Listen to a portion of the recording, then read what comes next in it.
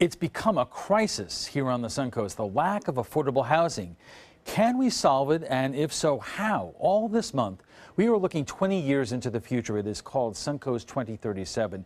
If middle income and working class folks are being squeezed out now, what will the Suncoast look like in 2 decades?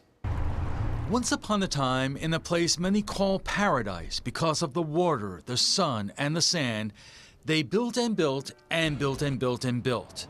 Sarasota and the Suncoast became a mecca to those seeking an easier lifestyle and were able to afford the steadily increasing price tag as the homes and condos went up and the available space to put more got less.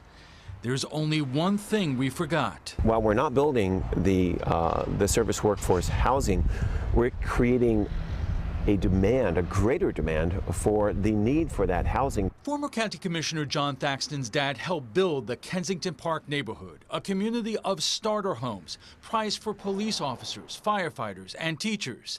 The problem, Thaxton says, is few, if any, communities like Kensington Park have been built since. We've seen that now our teachers and our public safety officials can no longer live in close enough proximity to where those services are needed. It's not that everyone doesn't recognize there is an affordable housing crisis here in Sarasota and on the Suncoast. The problem is there is absolutely no consensus what to do about it. For the 3rd year in a row, growth has topped the annual Sarasota County Citizens Opinion Survey as the #1 concern of residents.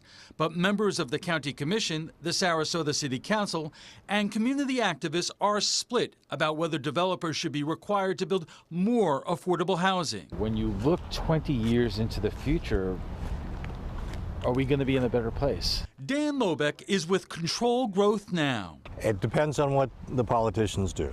I mean, instead of just giving away all these huge increases in density to overdevelop our city and our county, they need to have the developers give back something in return.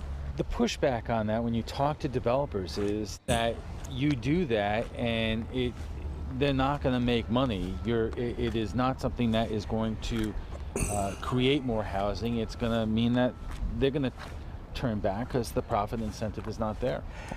The profit is increased if they get a big increase in density. So we're just talking about them putting some of that back, reinvesting that back in the community. I don't know if you really need to mandate it, and that's part of the problem. Government thinks they need to. On the other side is former County Commissioner Joe Barbetta. He wants affordable housing too, but believes the market for apartments and affordable homes for millennials in neighborhoods like the Rosemary District will create the incentives for developers to build it. The apartments coming, the affordability of those apartments will bring young people here, but they also need to know that there's some nightlife. What we've put together. Kathy Murphy tries to visualize what both sides are talking about and help offer solutions. She runs the Sarasota Urban Design Studio, the city-run laboratory of sorts that works with both developers and citizens groups to find solutions to a vexing problem. There is sometimes, a difficulty that is our job to show them what does this mean. When we actually start to look at what does that mean in the built environments, supplying these smaller housing, putting some limits on the, possibly even the size of some lots. That's where it gets a little bit more difficult. We've created the perfect storm. But while John Thaxton is passionate about the issue, he is not confident we're going to find an answer, at least any time in the near future. 20 years from now, will we have solved this problem? Oh, I doubt it. It took us 20 years to get into this, and it's probably going to take a lot longer, at least longer to get out of it, but that should be no reason for discouraging. We should not be saying, well, let's just throw up our arms. It's not solvable.